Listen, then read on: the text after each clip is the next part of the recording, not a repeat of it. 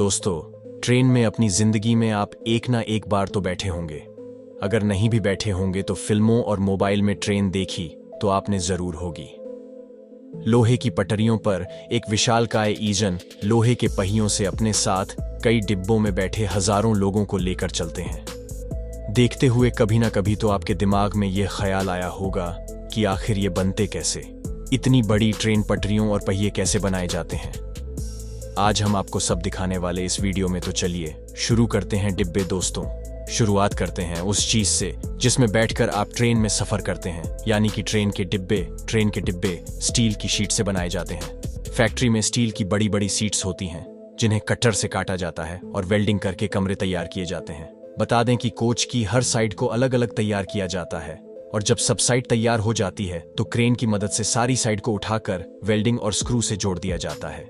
Engineer सभी sides को बहुत ही सावधानी से जोड़ते हैं ताकि हादसे होने की संभावना को कम किया जा सके। अब शीट को जोड़कर जो डिब्बा बनता है उससे फिर पेंट होने के लिए भेज दिया जाता है। फिर डब्बे के नीचे के हिस्से को तैयार किया जाता है। इस निचले हिस्से में शोकर और ब्रेक जैसी चीजें लगी होती हैं। इसके बाद एक्सल वाले जगह में पहिए लगाए जाते हैं और पहिए लगने के बाद क्रेन से सीधा किया जाता है और फिर पेंट होने के बाद इन्हें कोच के नीचे फिट कर दिया जाता है। अब काम स्टार्ट होता है इंटीरियर डिजाइनिंग का। इंटीरियर डिजाइनिंग में एक कोच के अंदर सीट से लेकर टॉयलेट तक का सारा काम आता है, जैसे फ्लोरिंग, पैनलिंग, पानी और बिजली की सुविधा, होल्डिंग, बाहर वगैरह वगैरह, कुल मिलाकर वो सब कुछ जो आप ट्रेन के डिब्बे के अंदर देखते हैं। फिर इंटीरियर का काम कंप्लीट होने के बाद उन्हें टेस्टिंग के लिए वेयरहाउस ले जाया जाता है। वहां पे टेस्टिंग के पास होने वाले डब्बे को फाइनल कर दिया जाता है। इस तरह से बनकर तैयार होता है हमारी ट्रेन का डिब्बा पटरियां। अब डिब्बे तो बन गए, अब इन डिब्बों को चलाने के लिए चाहिए पटरियां। बता दें कि भारत में कई कंपनियां हैं जो रेल की पटरियां बनाती हैं, जैसे Hindustan engineer and industries, Bharat wagon engine. जानकारी के लिए बता देंगे, शुरुआती दौर में ट्रेन की पटरियां लोहे से बनाई जाती थीं, लेकिन उनमें दो बड़ी प्रॉब्लम थी। सबसे पहले तो यह है कि बदलते मौसम और बरसात की वजह से इनमें जंग लग जाती थी और वो टूट जाती थी। और दूसरी दिक्कत ये थी कि बार बार ट्रेन के गुजरने से वो घिस जाती थी और साइज में ऊपर नीचे हो जाती थी, जिससे ट्रेन के फैसले और हादसा होने का डर रहता था। इसलिए अब रेल की पटरियों को स्टील से बनाया जाता है, जो कि लोहा और कार्बन सिलिकॉन मिश्रित स्टील होता है, जिसको 800 सिगरेट भी कहते हैं। पटरियों को बनाने के लिए अलग अलग फैक्ट्रियों में अलग अलग तरीके होते हैं। कुछ कंपनी ऐसी होती हैं जो आलॉय को बाहर से खरीदती हैं, तो वहीं कुछ कंपनियां ऐसी भी होती हैं जो रिसाइकल स्टील का यूज करती हैं। हम रिसाइकल वाले स्टील की बात करेंगे दोस्तों। या स्क्रैप के स्टील को इलेक्ट्रोमैग्नेट की मदद से कंटेनर में लोड किया जाता है। फिर उस कंटेनर को ट्रक से दूसरे वेयरहाउस में ले जाया जाता है, जहां क्रेन की मदद से इस कंटेनर को एक बड़े हीटर यानी भट्टी में डाल दिया जाता है, जहां इलेक्ट्रिक करंट से तमाम स्क्रैप स्टील 1600 डिग्री सेंटीग्रेड पर हीट किया जाता है, जिससे वो स्क्रैप के लोहे के लावा के फोम हो जाता है। अब इस लावे को एक कंटेनर में डाला जाता है और फिर कंटेनर से एक ट्यूब की मदद से रेक्टेंगल और चाचे में डाल दिया जाता है, जैसे ब्लूम कहा जाता है, और इस तरह ये स्क्रैप ब्लूम में बदल जाता है। लेकिन हमें ब्लूम थोड़ी ना चाहिए, हमें तो चाहिए रेलवे ट्रैक। तो अभी यहाँ एक कट्टर की मदद से इन रूम्स को 3.5 मीटर की एक लेंथ में काट दिया जाता है। अब फिर क्रेन उठाकर वापस भट्टी यानी ओवन में डाल देती है, जहां इन्हें 1200 डिग्री पर 5 घंटे तक गर्म किया जाता है। 5 घंटे तक पक्की इस स्टील को कन्वेयर की मदद से रोलर वाली मशीन में डाल दिया जाता है। इस रोलर के अंदर से इसे 4 से 5 बार निकाला जाता है। इससे इसकी लंबाई 4 गुना हो जाती है और फिर ब्लेड की मदद से इसे वापस 4 हिस्सों में काट देते हैं, यानी 3.5 मीटर के एक ब्लूम्स है।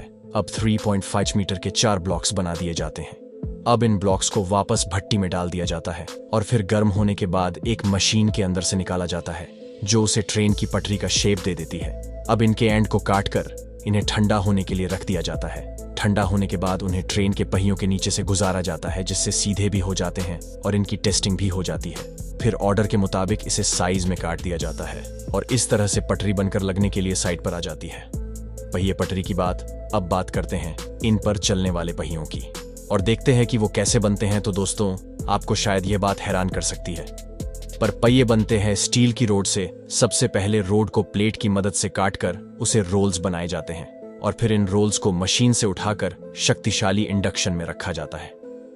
इंडक्शन में 20 मिनट रखने के बाद रोल्स को कॉन्वेंटर की मदद से दूसरी जगह ले जाया जाता है, जहां एक मशीन रोल को उठाकर इंडक्शन में रखती है और शेप देने के लिए रोल को और ज्यादा गर्म किया जाता है। फिर इस गर्म रोल को प्रेसिंग मशीन पर रखा जाता है, जहां मशीन के 2 आंख पहले तो रोल को सही जगह पर सेट करते हैं। फिर प्रेसिंग मशीन उसे प्रेस करती है।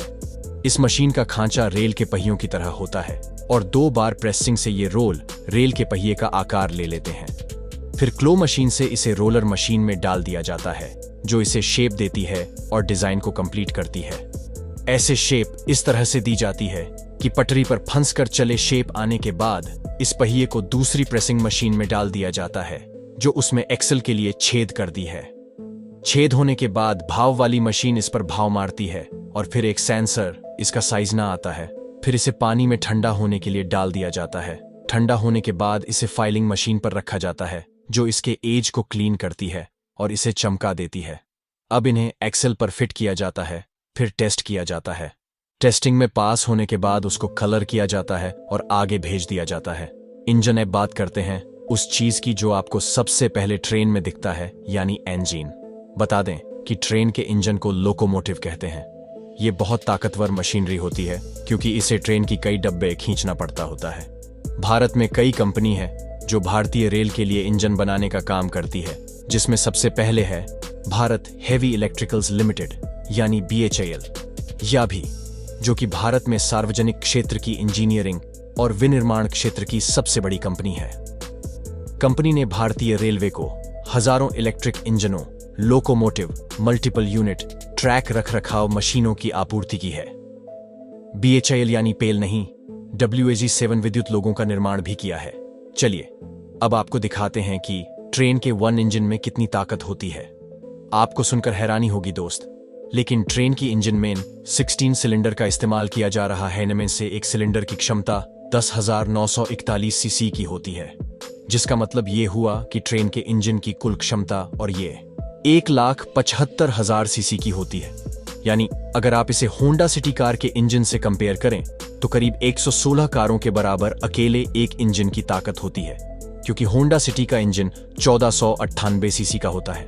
अब आप समझ गए होंगे कि ये कितना ताकतवर है, तो अब आपके सारे सवालों के जवाब आपको मिल गए होंगे। अगर अभी भी आपका कोई सवाल बाकी रह गया हो तो हमें कमेंट करके जरूर बताइए। अगर ये वीडियो आपको पसंद आए तो लाइक और शेयर कर दो। अगर आप इस चैनल पर नए हो तो सब्सक्राइब करना मत भूलना। जय हिंद।